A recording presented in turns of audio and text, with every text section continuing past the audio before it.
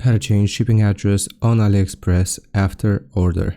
Here's how it works. You want to load up the AliExpress app, and right here first you want to check the status of your order. So you want to click on account and then my orders, view all here, and you want to see the status of your order. As long as it's not shipped, you can change it.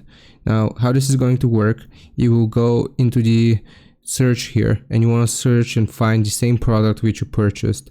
For example, let's say that you purchased a wallet. You want to search for wallet and then click on the item itself, and you will see the store here. So you will see the store that is selling it. You want to click on visit store, and then you will see this button next to follow, which is going to be the message button.